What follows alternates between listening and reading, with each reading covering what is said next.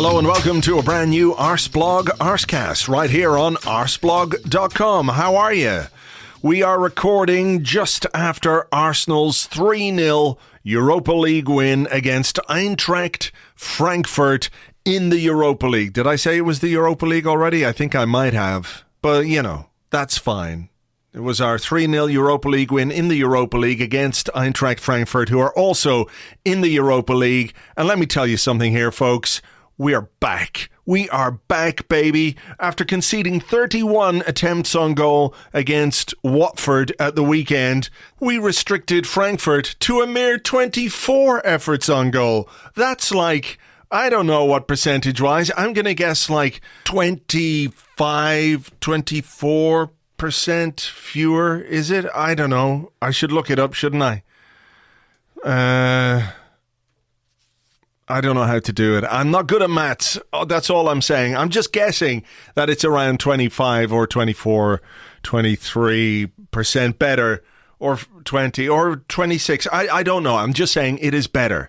It's better. The improvement is there. We're on the right trajectory. Things are on the up and up. Not only did we restrict them to 24 attempts on goal, we had 16 ourselves, having only had 7, I think. At Watford. So that's like 200 and something percent. Like in terms of percentages, we're fucking knocking it out of the park here. 3-0 clean sheet goals from Joe Willock, Bukayo Saka and Pierre-Emerick Aubameyang. Clean sheet. Great performance from Emi Martinez. What were we worrying about at all when we looked at that second half against Watford? That's now in the past and completely forgotten because we've won a game of football again. That's the way it works, right? Look, we are going to talk about the game. We're going to talk about the Eintracht Frankfurt game now in just a moment, and we'll be looking ahead to the Aston Villa game at the weekend. We're playing them on Sunday at the Emirates, a game that I'm going over for, so looking forward to seeing my first game of the season, well, you know, in person and what have you, and hopefully it's a bit more Frankfurt and a lot less Watford. A lot less Watford, like 600% less Watford and 39,000% more Frankfurt in terms of the outcome and the goals and the clean sheet, if not necessarily the performance. But we better talk about the game, and I'm joined this evening, mere tens of minutes after the final whistle, by Andrew Allen. Hello, Andrew. Good evening. How you doing? I'm all right. A little bit down the line, we are going to have to touch on some of the things about this 3-0 win, which weren't perfect, it would be fair to say. Some of the issues that we saw last weekend against Watford were kind of there, but I think there was enough good stuff to focus on that first and foremost. And look, we're going to talk about some young players here. We should just make it clear from the start that if we're talking about them in glowing terms and extolling their virtues, it doesn't mean that we're hyping them up to be the next Vieira or the next whoever. It just means we enjoyed their performances against Frankfurt, right? I mean, I did tweet about midway through the first half, marry me, Joe Vieira Willock, but sure, whatever. I want to be part of the Joe Willock fan club. If there isn't a fan club, I might just set up the fan club. I mean, I think now's a good time, right? I mean, we saw that if you go early with these things like Carlos Vela News, you can really dominate the market. Look, the boy had another great game today, I think. Are we starting we're starting with Joe, are we? We're starting with Joe. Super Joe. Yeah. Mega Joe. I mean, I think up until he went off, actually, he was probably the man of the match. So it's amazing that Saka, in his absence, then went and took things into his own hands. But no, Willock really impressed me again. It's just his ability to carry the ball long distances. And, you know, he always seems quite calm and assured. And I know he kind of missed a chance before he scored the one that he did, which was a little bit lucky. But it was another really interesting showing, I thought. People will, like you did, say the new Vieira, or they might say like there are shades of Abu Diaby in the way that Joe Willock plays. But I have to say, and I was just talking to James about this on WhatsApp, that like there's a whack of Aaron Ramsey off Joe Willock. Yeah, you know what I mean? See that. Like you see him stride through the midfield the way he did in that second half, and he played that pass for Aubameyang, and the shot was cut out, and you think, okay, there's some Vieira in there. But his ability to arrive in the box at the right time, he missed that chance, obviously, in the first half, the one you referenced, and it was a little bit difficult because he had to get the ball out from under his feet. He sort of had to jump and he put it wide. But we saw last season as well, he just has this ability to be in the right place at the right time. So there's this, we're not just getting the new Vieira, we're getting the new Ramsey as well. This is amazing.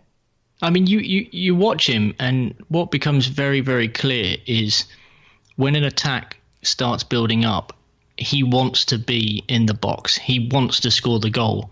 And I think he kind of, to a certain extent, some of our players maybe think, I'll hold back here. But he absolutely sniffs the opportunity, and he's got he makes no bones about trying to be there. He said when he signed the new contract the other day, actually, that, scoring more, getting more assists is exactly what he's aiming for. And I look at Iwobi, who departed, who kept saying stuff like that, but never really managed to find himself in those positions. He never made those runs. Willock somehow just has that eye. And actually, I think a little bit more composure, and we've got ourselves a real player there, because, he's already scored several goals for the first team. And I think it can become something of a complex for young players. I think almost you might look at Reece Nelson now and wonder, he hasn't scored a goal for the first team yet, and he's into his third season of playing top flight football. Yeah. But obviously Willock, very quickly sort of ticked that off his list, and it becomes one less thing to think about. He just seems very natural now. Really, really impressive. I mean, obviously, yes, as we said at the beginning of the show, we've got to kind of keep things in perspective. I think the good thing is that this tournament is just ripe for him to show his progress. I really think over the next few weeks, this and the League Cup games, we can bed him in, really. For sure. And this was probably our most tricky fixture. Hence the reason we took, Aubameyang rather than play somebody like Tyrese John-Jules. We'll wait and see. I know there was some concern over Aubameyang, and I was a little bit worried about it myself. I think we can say he came through the game well. He scored himself a goal.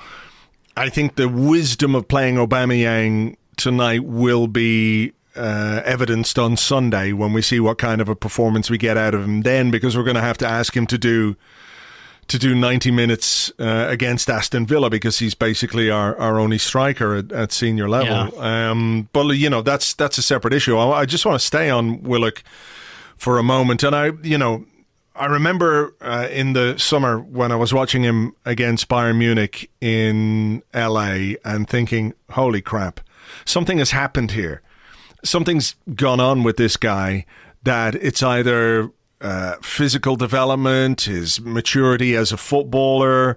He's absolutely determined to play himself into the first team with what he can do in preseason, because often preseason games are like, well, yeah, we'll play some kids until all our senior players are back, and then they fade away to under 23 level again. But that wasn't the case with Willock. He really grasped his opportunity in preseason, so much so that Emery, somebody who you would say is not necessarily renowned for giving young players of that age a chance when he might have more senior options or more experienced options. He picked him away at Newcastle on the first game of the season. He picked him against Burnley. He picked him away at Liverpool. And that's a real show of faith in the talent and the potential that he has, that Emery is seeing and the coaching staff are seeing every day on the training ground.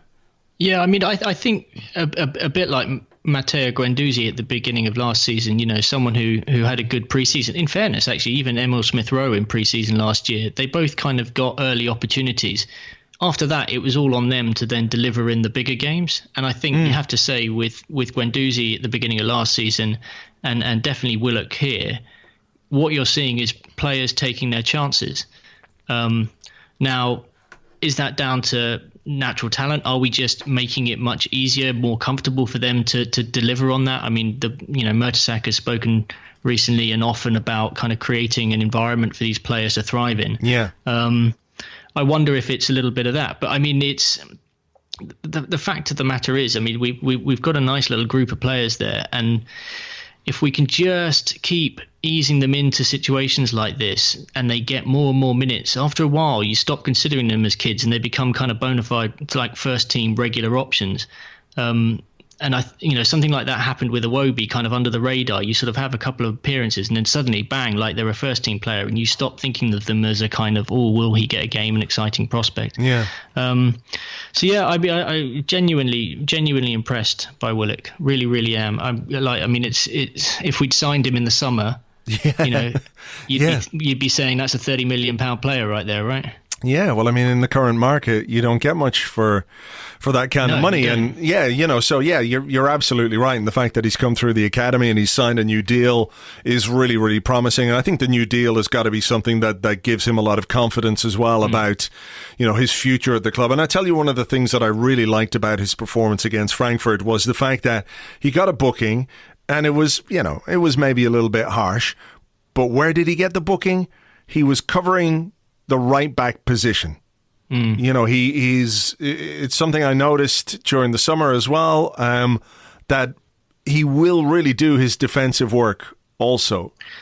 He's definitely got a level of mobility that, let's say, Granit Xhaka doesn't have. Was it Barcelona?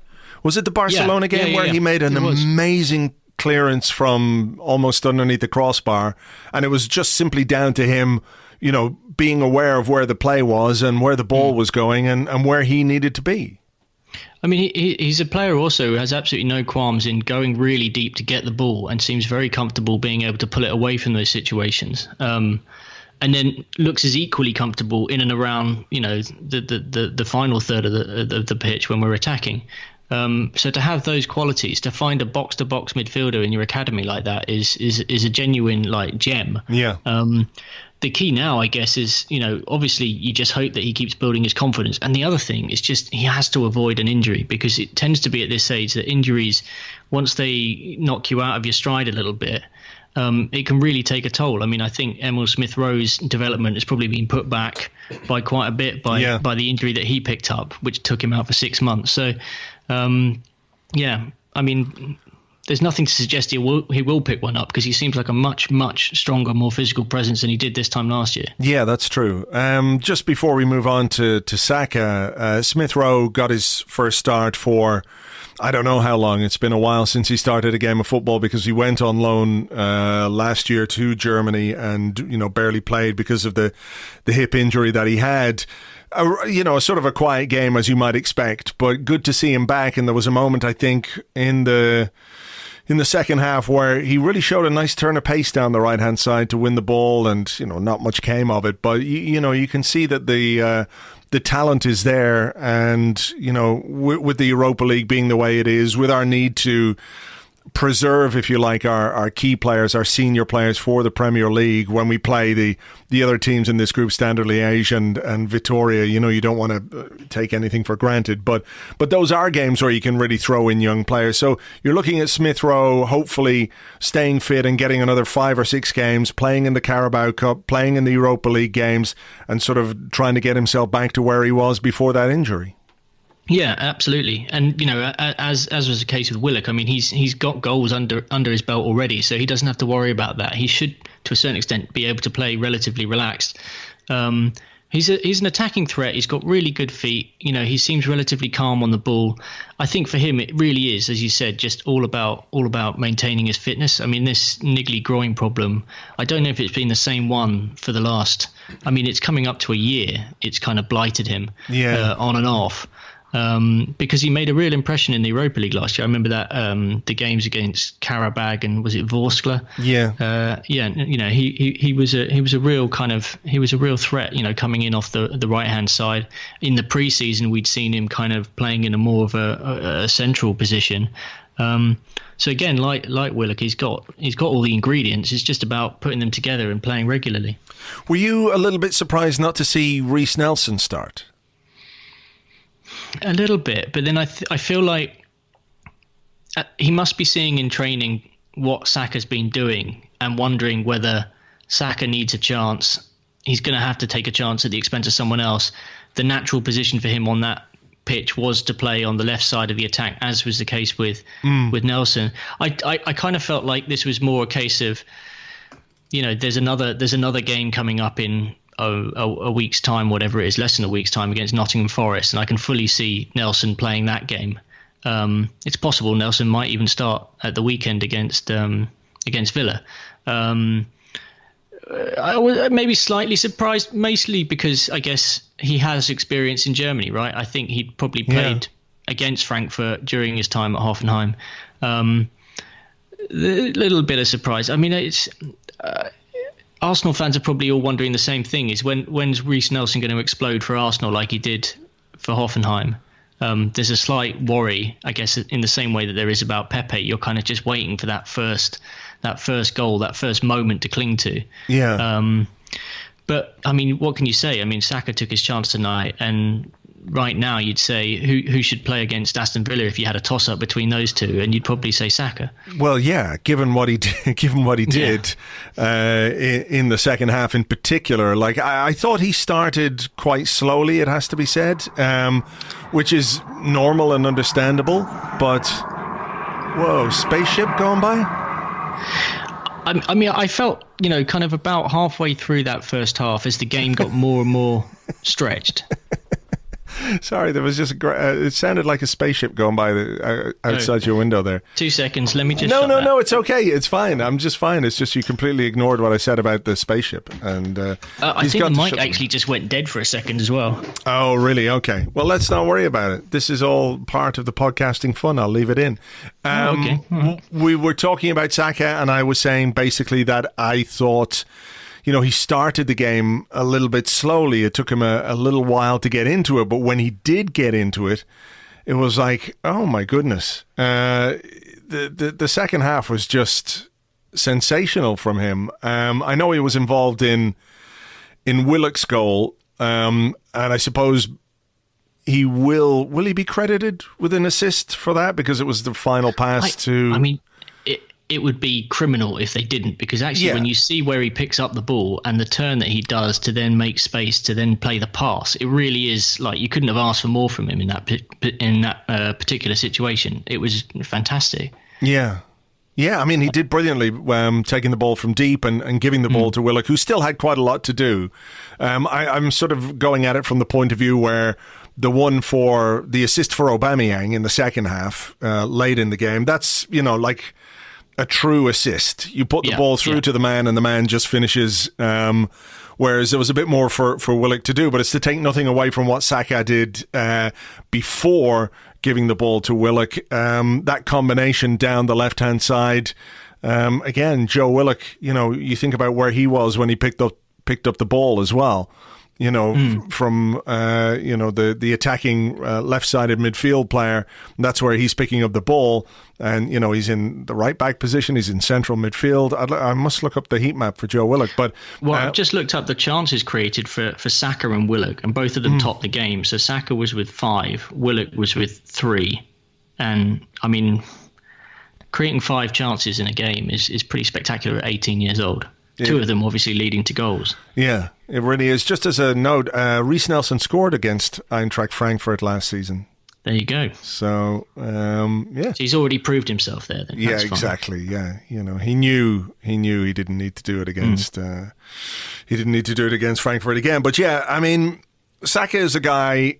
He's only just gone 18, and again, I remember watching him during the summer and thinking he's ready for first team football. Like, not necessarily ready to start week in, week out or anything like that, but you look at a guy and you look at the way he plays and you look at the way he tries to play the game. I mean, physically he's there. He's strong enough, he's quick enough, he's muscular enough. He's not going to get knocked around too easily by anybody. But the way that he tries to play the game is really, really positive, and it made me think, yeah, he's definitely ready for minutes for the first team. Again, looking at the Europa League and looking at the Carabao Cup. And, he's kind of exploded onto the scene because it's all been about Willock. It's been about Nelson. It's been about Pepe.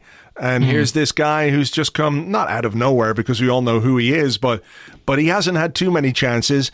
And tonight he absolutely was man of the match. I mean, that second half performance, I mean, he was just absolutely shredding them to pieces. I mean, it's, you have to remember he also caused their defender or midfielder to get sent off for that second yellow as well, which I think was actually quite a turning point given the way that the game was being played, just so end to end. To have that little bit of extra space ended up making all the difference. I mean, what can you say about the finish? I mean, he Wow. Obviously Pepe looked up, found him, and he took one lovely touch, and then suddenly it was just, I didn't have any doubts. The moment it left his foot, it was in. A real beauty. And like, to have someone who can do that with his left foot, I mean, he's basically shown up Pepe a little bit there. I know Martin Keown's already been kind of going with the hyperbole and saying he's better than the £72 million signing and all that. But just classic Keown, I think. Hopefully he gets spurred on like Mertesacker did. Old Pepe. Yeah. No, I mean, Saka, I mean, look, I know we need to try and keep things in perspective, but there's not many people do that at 18 years old. It can go the wrong way. I mean, we saw David Bentley years ago, didn't we, come on and produce a really great finish against Middlesbrough, I think it was, in an FA Cup game. Yeah. There are always talents out there who can do special things. He's just got to keep doing it now. That's what I really want to see. I want to see him keep doing that.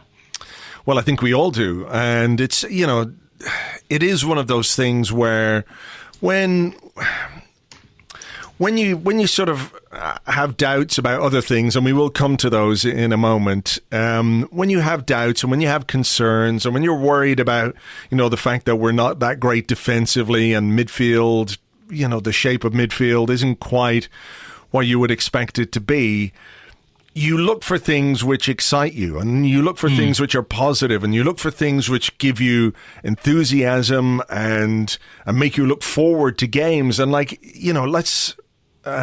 I'll be honest anyway, I can't speak for anyone else and I won't speak for you, but the Europa League, it's kind of shit, it's basically shit. And if there is something that can pique our interest in this season's competition, it is the young players that we have at this football club who, have a couple of them have proven tonight that they're ready to play, but B, are out to prove not just that they're ready to play in the Europa League, but they're ready to play in the Premier League as well. This is what their chance is for. It's to stake a claim for a place, not just when you're playing in the Europa League, but, week in, week out. Well, it's the young British core that I think Per Mertesacker was so excited about. He's been desperate to try and foster a sense of Arsenalness, but also, I guess, Britishness within the squad. For some reason, he, a German, has looked at this from the outside and said, this needs to be a British core. This will resonate with the fans. This will give them something to cling to. And I'm not saying that necessarily nationality is the key thing here, but the fact that they kind of get the club, they've been around it for a while, I think that will add up in the long term. It certainly gives the academy 3 or 4 players to kind of pin up on the board and say to all the next guys coming through, look, this can be done. And I think we're seeing, already there's a few there who are lining up behind them. I'm genuinely excited. They all seem like really nice, down to earth lads as well. If you kind of listen to them speak, they all seem very humble. Yeah. Sort of, there's nothing particularly flash about them at the moment. Now, I know that it's very young. I think I saw something. I think Saka's, at GCSE's got kind of like 3 or 4 A stars, and the rest were A's or something. So he's an intelligent kid as well. I hope all of that adds up to it all adds up to being the right ingredients to have a real star on our hands. The only thing is that, we do have other players, and when Lacazette's back and Pepe's, fully firing, we've got Aubameyang, they might not get game time later in the season, especially in the league. It's how they cope with that. Do we then potentially look to loan them out? Particularly if we went out of, let's say, the League Cup or the FA Cup early in January, we might look to sort of give them minutes elsewhere. I still feel like a loan move for Smith Rowe, given his injury problems, isn't completely out of the question in January. Yeah. I mean, there's a few questions, but there's been some answers as well along the way today. Yeah, I think it just depends how useful Unai Emery considers them for Premier League. And we don't have the biggest squad as it is. I was, looking at the squad on Soccer Base, and, it's quite short. We don't have... It is. particularly up front, actually. I mean, I almost always forget that Martinelli exists, and you consider that he's probably going to play in one of the front roles as well. Yeah. I'll be curious to see if he gets a game on Tuesday against Nottingham Forest, because he must be chomping at the bit, having seen this. For sure. But that's where I think the potential loans in January might not happen. I mean, we might do some incoming business in January. Who knows? But, I think if these players can prove themselves at Europa League level and even League Cup level, depending on who we're playing, and they've shown that they can make an impact. Willock has shown he can do it in the Premier League already. Saka, has to get his chance yet. But I think if they can be considered players who give us something, give us options, and also give us depth, if we go far into the Europa League as well, if we're heading towards the quarterfinals, the semi-finals, the final, there is a real need to have depth in your squad, because the fatigue can play a part. It really can. I just want to talk. I'm going to take a little break in the middle of this, but before we do, I think he's not a young player because he's our longest serving player, but he's a player who we haven't seen an awful lot of over the years at Arsenal, and that's Emi Martinez. And I thought had a really, really good game. He had a loan spell at Reading in the second half of last season, which looks like it's done him the world of good. Yeah, I mean, I think he went off to that loan move at the Majetski and kind of knew that when he came back that the path was going to be clear for him to have a real shot at challenging Bernd Leno. He knew that Petr Cech was going to retire. He knew that David Ospina was going to be sold. I think he also knew that this was going to be his last chance. And I really feel like he's sort of knuckled down.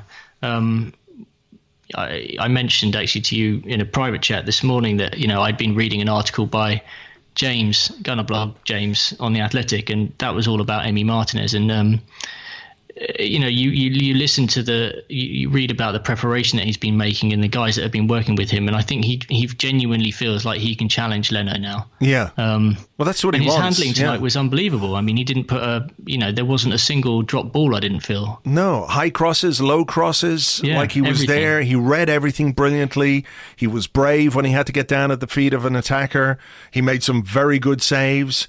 And his distribution was good as well. Well, yeah, there was a weird thing going on though tonight when we had goal kicks. I was absolutely waiting for the cameras to be trained on the Arsenal defence. Given what happened against Watford, I was waiting for the cameras to see what exactly we were going to do and how we were going to do it. And quite often, they sort of showed a replay, or they cut to Emery on the sideline, or they show some of the Frankfurt fans waving their gigantic flags, and then the ball is in play and you don't quite know what's happened and how we've distributed the ball. But it looked and felt a little bit safer. I mean, I was a little bit surprised that Frankfurt didn't try and pressure us a bit more in that regard.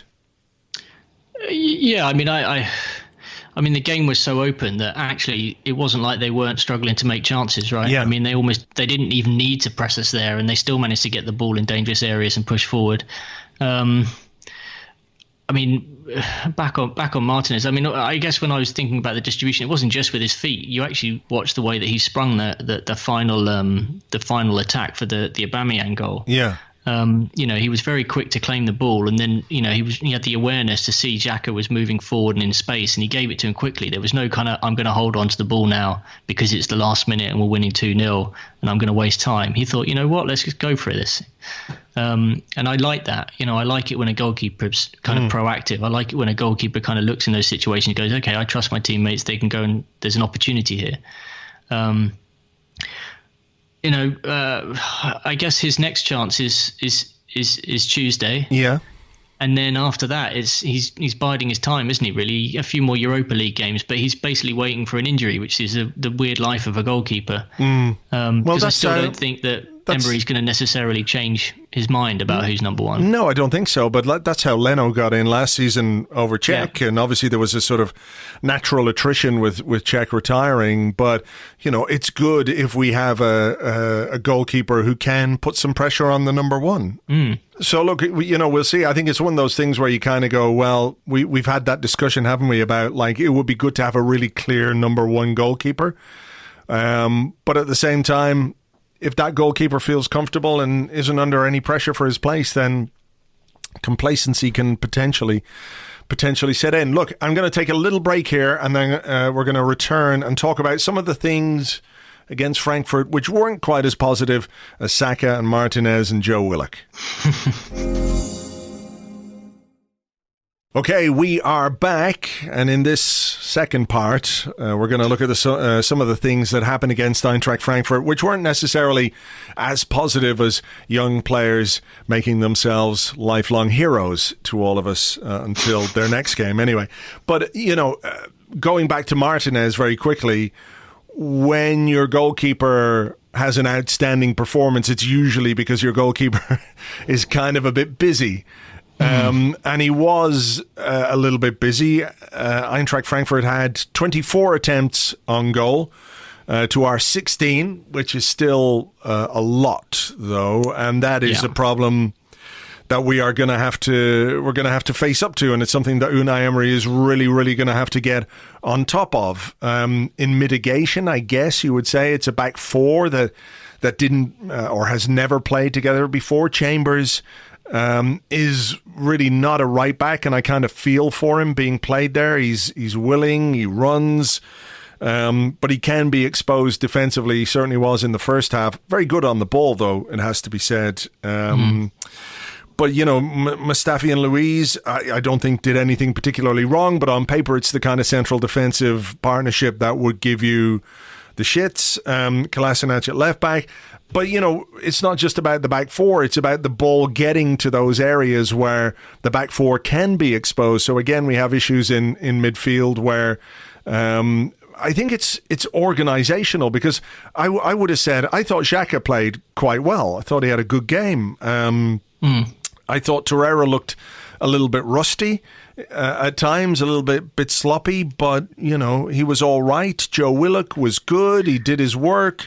And it's not for the want of trying or lack of effort or anything like that in midfield, but it just feels like it's so easy to get between our lines, and to cause us problems. I mean, the shots on goal thing is obviously a massive worry, but actually looking at the statistics, the one that really stands out for me this evening, and it's something that I kind of felt was the case at the time, Frankfurt had 35 crosses. 35 crosses basically means you are abandoning the wide areas and just letting the people out wide get the ball into the box. And it feels like this has become a bit of a common thread this season. I mean, against Liverpool, they had countless crosses where we just gave up the wide spaces, played that diamond, kept it kind of narrow in the middle. I just don't feel like you can afford to allow people in wide places to get the ball in like that, because inevitably if the ball drops into the box, there's going to be one of two options. Either there's a shot on goal or there's a clearance. If there's a clearance, given that we keep surrendering the wide areas, the ball keeps coming back again. So I think I don't know what's going on there. I mean, you hope, right? We've got two fullbacks coming back, Tierney and Bellerin, who are supposed to play for the under-23s, which will be tonight by the time people listen to this, that somehow they will provide more solidity in those areas. But if it's a tactical thing and we are just giving up that space, I'm slightly baffled by it.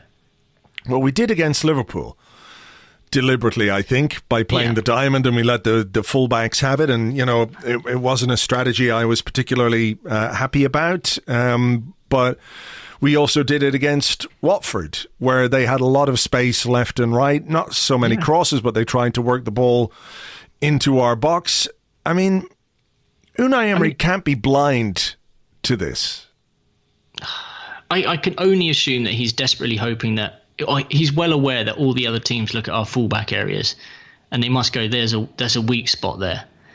And when you know that there's a weak spot, you're obviously going to attack it. And the bonus for them is knowing that at the moment our centre-backs are kind of looking pretty dodgy, that if you get the ball into the box, then there's definitely going to be an opportunity for you. If this is a tactic, and I don't know, there's plenty of people out there who are better tuned into talking tactics than I am. But it definitely feels like when the ebb and flow of games gets going, that some of our players certainly aren't being castigated for not being in certain positions of the pitch. I don't see Emery having a massive go at Kolasinac or someone for not closing down in those areas. It feels like, they're doing as they're being told, and what they're being told is to lay off. If we keep doing this, though, we got lucky tonight, right? Because this game quite easily could have gone the other way. There's no doubt about that. And not only that, I mean, we've seen it all before, right? This Arsenal team can crumble in the space of 5 minutes.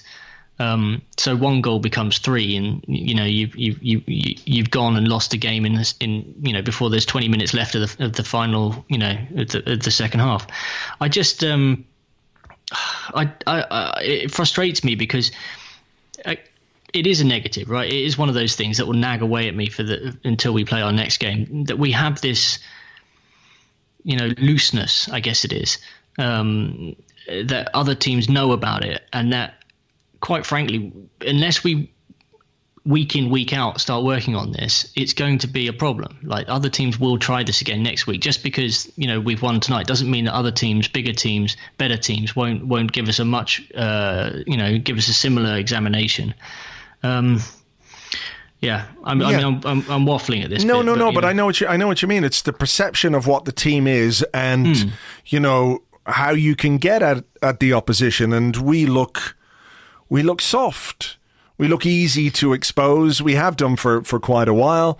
Whether it's down the flanks, whether it's down the middle. I know there have been some individual mistakes, and people might want to write those off. Some people will say, well, you can't legislate for those.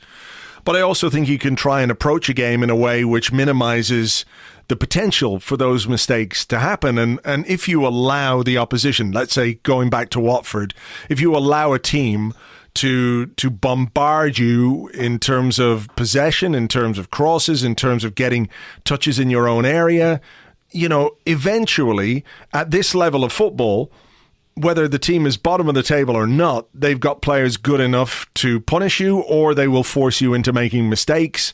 Not that the Socrates one was forced, but it was a consequence of doing something that the players looked uncomfortable doing throughout the game, from the first half. So it's about changing the perception of who you are. Because right now, absolutely. if you were a team coming to face Arsenal, you'd be going, great. I know they've got Aubameyang. I know they've got, Lacazette's injured, but, they've got Pepe and they've got, some good attacking players. But, give us a go at that defense. Give us a go at that midfield. Because if you can get the momentum of the game going in your way, we find it, that's another thing that worries me, is that we find it so difficult to change that. And that actually isn't a new thing. I mean, that's been a weird hangover for, from the Wenger era. I mean, we would lose games and get smashed and as I was saying before, there'd be 2-3 goals and suddenly it was like, oh my God, what's happened? And the players would be completely stunned. It was almost as if they would be, so much of a kind of like, oh my God, the balls of the other team to score against us. And then suddenly it was like, oh my God, this is actually quite hard because the crowd are roaring them on. And then, and suddenly it'd be like 1, 2, 3. Oh, right, game over. Thanks very much. And it was always, it was often mostly away from home. But that's why so many, this game plan we played tonight is so risky, because all the way through the first half, I thought, oh my God, if we concede one here, this is going to be a really, really difficult night. And actually, I was thinking that at Watford at the weekend, but we got the goal on the break, as we did this time. The difference in this situation was just we didn't score the second one at the right time. We didn't score the third one at the right time on the weekend. Yeah. Whereas this one, time-wise, and with the sending off, it really made a big difference. It's, if you look at the game against Frankfurt tonight, you might put it down as kind of a classic European performance in a way that, you're away from home. You're not going to go and play expansive football. You win 3-0, you've kept a clean sheet. Okay, you've ridden your luck a little bit. Your goalkeeper has made a couple of good saves. They've missed some good chances, and they missed a couple of really, really good chances. And I know that we did too, particularly in the first half. You think of Torreira's chance very early on, which would have given the game a different shape. Joe Willock as well before he scored his goal. But, what way are we going to approach this Villa game at the weekend? Is it a case that we're gonna all of a sudden go out and be on the front foot and attack and leave space behind for our defenders? Is that what Villa will expect us to do? Is that something Emery is going to look at and say, well, Villa will expect us, at home to come out and play and to really give it a good bash, but to fool them, we'll play in this kind of weird, deep-lying, counter-attacking way that gets us the opportunity to use the pace of Aubameyang and Pepe kind of thing. I'm just so in the dark about what it is he wants his team to be. That's where I find it, so difficult to connect with him, but also the football that we play, because, I had no idea what way we were going to line up tonight. Was he going to, change everything? Was he going to play, two up top again, just one up top? You just didn't know, or you don't know. And perhaps that predictability is a positive thing, because it's difficult for the opposition to know what you're going to do.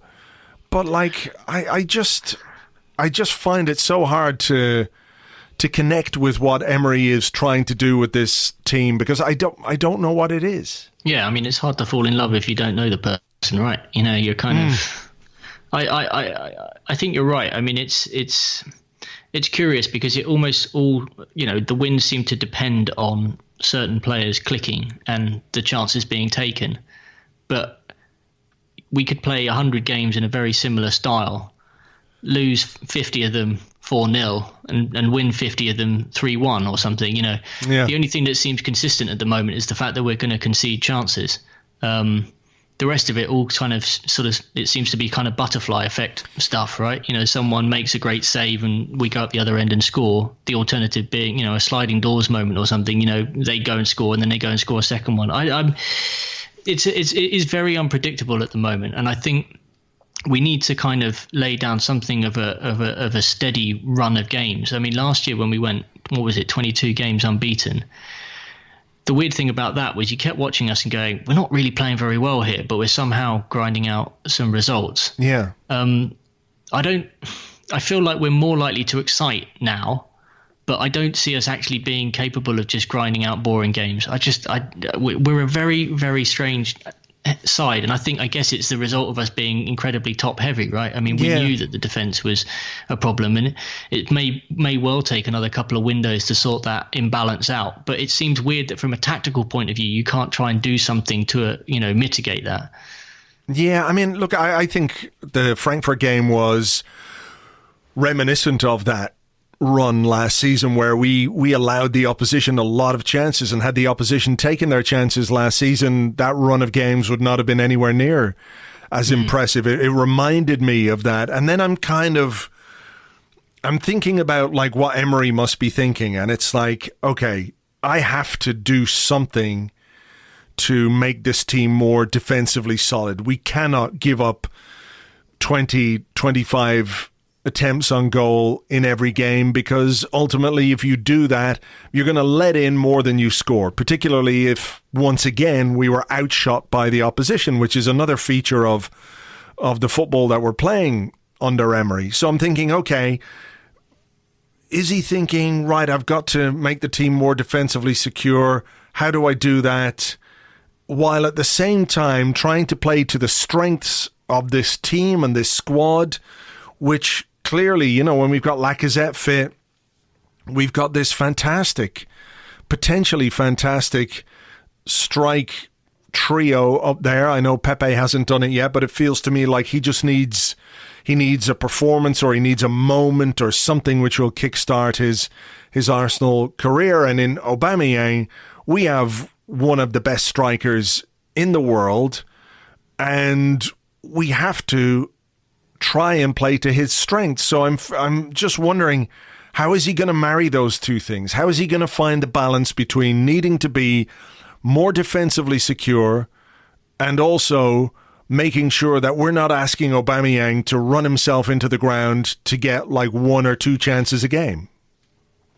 I mean, Aubameyang's not going to be able to play every game, 90 minutes every game, as he has been so far this season. I can only assume that he's decided to take the risk with him at the moment because he's looking at Lacazette being injured and thinking, well, when Lacazette comes back, I'm going to have to give Aubameyang a breather. And hopefully by that point, Pepe will be up to speed. The only thing that I will say of Emery is I'm going to give him the opportunity to play Bellerin and Tierney. And if after a month, 6 weeks of them playing in a backline that looks a bit more like the backline we all expected when, we bought Tierney, if we're still conceding 25 shots on goal every game, then I think at that point, I'll be like, Emery probably has to go because there's no way we'll be able to kind of compete for trophies like that. Or for the top 4.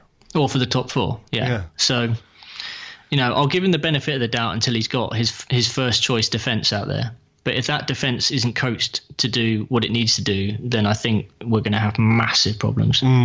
Well, I think it goes beyond the defence. I'm looking forward to seeing Bellerin back. I'm looking forward to seeing Tierney make his debut. By all accounts, he's really, really impressing in training. The under-23 game is coming up. They're both going to play.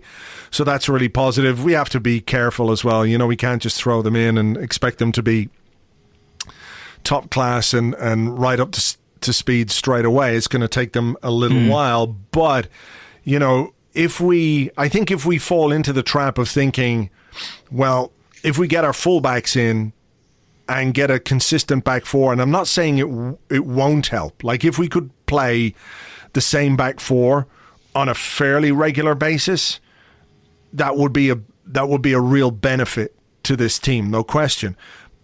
But I feel like we'd be doing ourselves a disservice if we thought that that's the root of the problem. I think it goes beyond that, and I think we really have to think about midfield as well. I mean, it does feel like there's a weird situation with Torreira going on where he is almost giving up on him as a kind of defensive shield and thinks he'd rather play him further forward up the pitch, right? Yeah.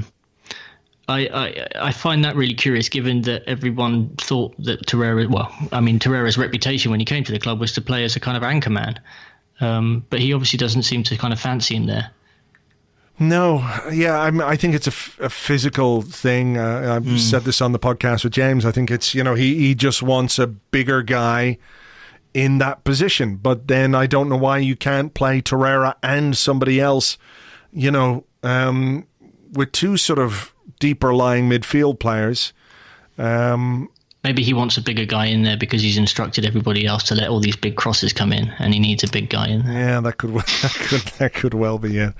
All right. Well, look, before we go, I want to ask you about your really interesting tube journey, and you mentioned that you were reading an article about Emi Martinez. Yeah. On the tube. Well, actually, it was on the overground. I was heading into work this morning, and it was I was taking a slightly different route, and I was travelling from Loughborough Junction to Farringdon, and I kind of squeezed on, and I was like, really, it was face to face on there. It was really, really difficult to move, but somehow I kind of manoeuvred my hand into my pocket, and I saw there was a notification from The Athletic that James had written an article about Emi Martinez, and there I was trying to squeeze my hand into a position where I could read it. And you get that feeling when someone's sort of looking over your shoulder and just sort of reading over your shoulder, and I was like, this is really creepy. And I thought, oh, hang on. And he went, I've not heard of this player. Who's he? And I was like, oh no, please, like, don't talk to me. This is a really packed trade. The last thing I want to do is talk to someone. And suddenly he's sort of like, no, so where's he from? And I was like, oh, he's been on loan, blah blah. Giving the background about Emi Martinez to a carriage full of people who couldn't give a shit. And Anyway, this guy, a couple of people got off and there was a bit more space, and I sort of got face to face with him, and he sort of introduced himself, said he was here working for a charity for 2 weeks. He's from the Pool, massive Arsenal fan. And then he sort of pointed to someone else who he was with and said, he's a Watford fan, blah, blah, blah. And he very quickly sort of said, it's my dream to go to the Emirates. And I was like, oh, yeah, good dream to have. Probably not at the moment because we're a bit dodgy and, making kind of gallows humor about it. Yeah. And I just said, oh, well, I said, there's a match on Tuesday. You should see if you can get a ticket. And then I thought, oh, hang on a minute. I mean, I can probably get him a ticket. So that's what I'm doing. I'm taking a random dude I met on the train.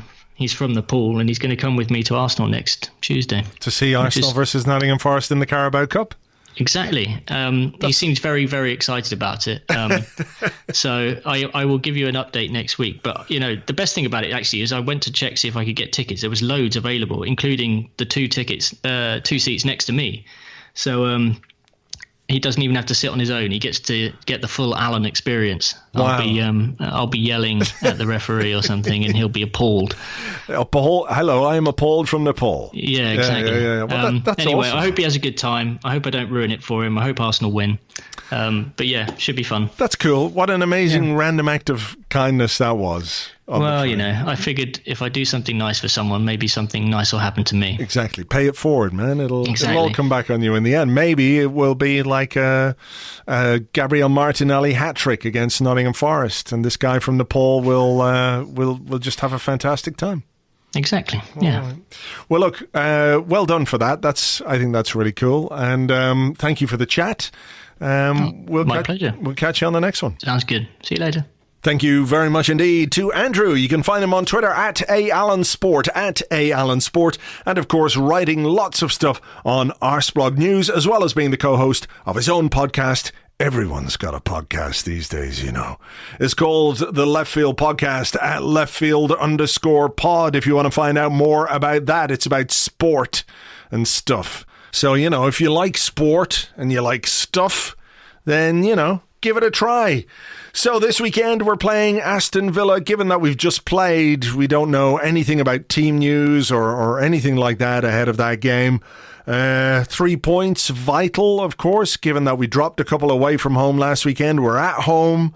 We're playing a team that, with all due respect, you should be looking to beat if you're Arsenal Football Club. They've just been promoted. You're not taking anything for granted or underestimating the opposition, but hopefully we can see a performance. Hopefully we can continue this improvement, with the shots on goal thing. Like maybe if we have 25% less against Villa, that would be good too. And, if we perhaps took a few more shots than the opposition, that would also be good. But we've got a whole weekend to prepare for that because it is a Sunday afternoon game. I'm going over to see my first game in the flesh this season, so hoping it's going to be a good day out and hoping that Arsenal can take 3 points. James and I will be recording the Arsecast Extra on Monday in London, actually, which is going to be a bit strange. I'll explain why it's a little bit strange on the Arsecast Extra on Monday. In the meantime, if you would like something else to listen to, James and I just did the first episode of a brand new podcast exclusively for Patreon members where we talk about anything except Arsenal. We talk about subjects suggested by our Patreon members, and on the agenda this week was video games, we had evil otters, we had food, we had all kinds of stuff in there as well. So if you want to listen to that, you can do so by becoming an Arseblog member on Patreon by going to patreon.com/Arseblog. It costs $5 a month. You get instant access to all the content that we have on there. You get ad-free versions of the Arsecast and the Arsecast Extra. We've got brand new updates for our apps coming. We've got an iOS app out and Android app is coming soon. You can get ad-free Android apps with your Patreon subscription, and it supports everything that we do on the site. So if you fancy doing a bit of that, patreon.com/Arseblog. If you don't Don't worry about it. Everything that has always been free and available to you on Arseblog will continue to be free and available to you as it always has been. Right, I'm going to leave it there. Have yourselves a fantastic Friday. Have a great weekend. And fingers crossed we can do the business against Villa on Sunday. James and I'll thrash it out on Monday, whatever happens. Until then, take it easy. Cheers. Bye-bye.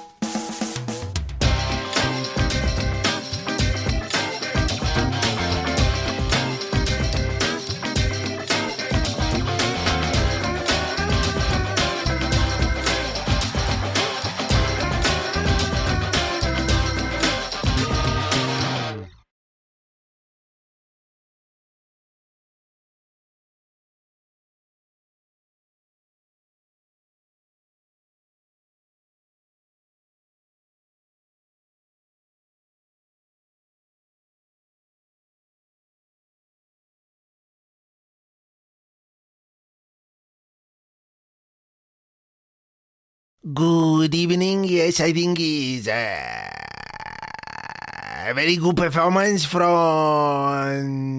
Saka.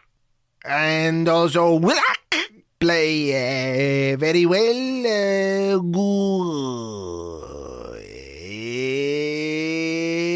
Good progression of the ball through midfield is very good. But Saka and Willock are very impressive.